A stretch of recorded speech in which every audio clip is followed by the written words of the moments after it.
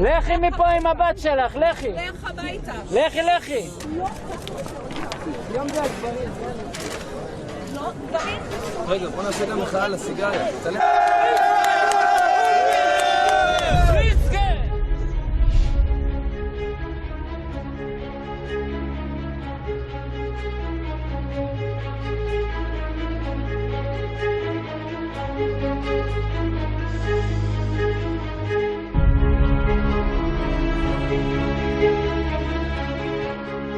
Israel's rising extremism among its Jewish population is not to be ignored.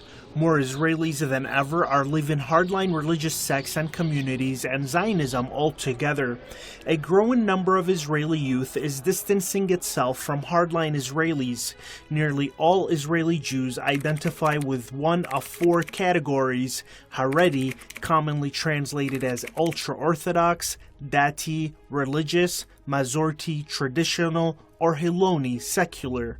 Although they live in Israel and share many traditions, highly religious and secular Jews have two totally separate social worlds, with few close friends and little to no intermarriage outside their own groups. A recent study published by the Taub Center for Social Policy Studies in Israel found that the number of Orthodox Israeli Jews leaving the fold, particularly amongst the religious Zionist community, is much larger than is widely assumed. Hardline Israelis desire that Israel's regime should promote religious beliefs and values, while secular Jews strongly favor separation of religion from regime policy. Hardline Jewish groups are becoming increasingly vocal in their demand for Israeli businesses to observe the Sabbath, Judaism's day of rest and seventh day of the week.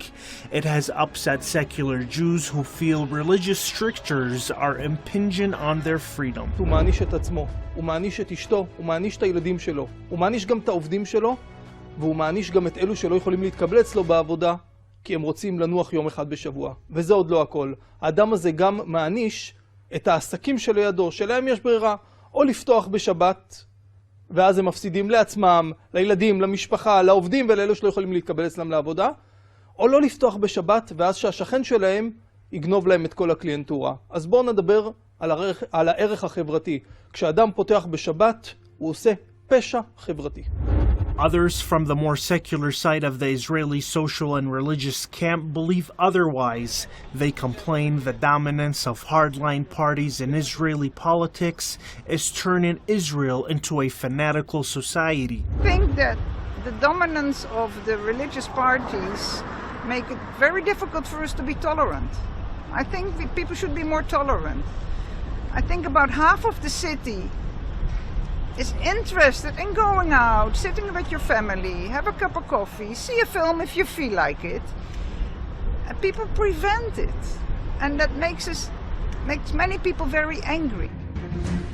Well, I think that there needs to be a bit of freedom so that people can enjoy certain products on Saturday, but also respecting what is set in the land as far as those that believe everything needs to be closed. So there's a delicate balance that needs to be played out here. And for instance, just a juice station at the end of a walkway shouldn't cause any problem. Tensions between hardline and secular Jews in Israel became viral recently in the world of social media. In this video, an Israeli man refuses to speak to a female air hostess at an unidentified airline outside of Israel. I will have a peace with the aircraft, okay? Yeah, well, take your earphones out and you'll be able to hear me. Yeah, if you take your earphones out. Okay, let's find someone that's... What do you speak? Hebrew? Yiddish. Okay, do you speak English and Yiddish? Could you explain to the gentleman that This other one shows another Israeli hardliner delayed a flight by more than 1 hour over TV screens until he finally agreed to fly, with blindfolds forcing his kids to do the same. In June of 2018, ultra-Orthodox men again held up an Austrian Airlines flight to Vienna, refusing to sit beside women. This next footage shows hardline Israelis in New York fighting with the flight crew because the flight was delayed due to a storm and they wanted the flight to take off before the Sabbath or Saturday, as it is their religious holiday. It was reported that the hardliners assaulted staff on board the Israel-bound flight. I don't speak Hebrew. Why? Why not let us off the plane? What? Yeah, can. Yeah. No. Of course I'm going to Tzalemza. I want to Tzalemza. You want to go off the plane? Don't tell me not to take. תביא את הקברניט לפה, שהוא אמר לי לפני 2.5 תביא את הקברניט לפה. Renee Rabinowitz, an 83-year-old Holocaust survivor, was discriminated against in an Israeli El Al flight after a flight attendant asked her to move from her seat, which was next to an ultra-Orthodox Jewish man on a flight from New York to Tel Aviv, following his request. She ended up suing El Al airline and won. What was settled is that El Al will treat Haredi people who won't sit next, anyone who doesn't want to sit next to a woman, or a woman who won't sit next to a man for religious reasons, as being discriminatory. Just as they wouldn't move someone if they said, I don't like Arabs, I won't sit next to an Arab. They would say, we're sorry, we can't accommodate that. It's the same thing now with gender. Annette Hoffman, executive director of Israeli Religious Action Center, explains why it was a major win for Renee and other secular Jews to fight demands from hardline Israelis.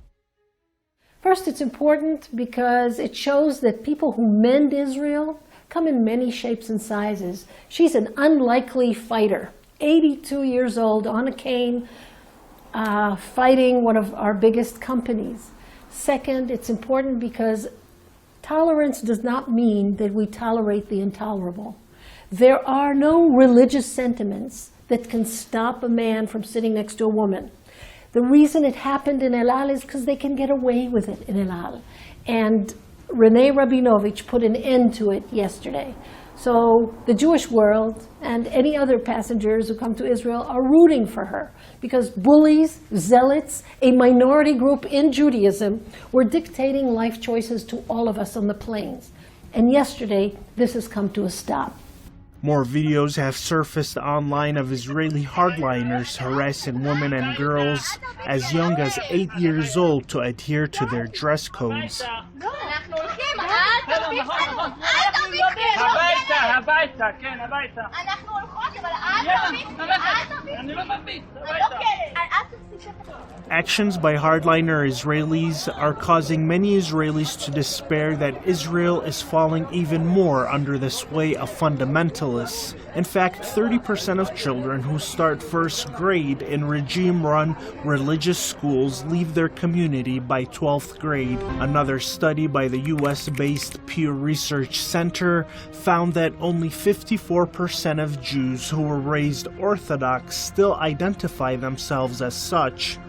According to the same report, Israel's major religious groups are also isolated from one another socially.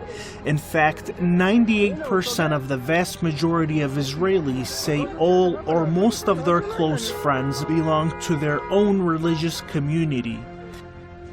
As Israel's population continues to grow, so does the exit of Zionists and hardliners from institutionalized establishments Israel created since its inception into the region in 1948 to guarantee its ideologies and the regime in Tel Aviv. And while the gap between secular and hardliner Israelis grows, the society in Israel is ever so divided, thus making yet another challenge for the regime in Tel Aviv.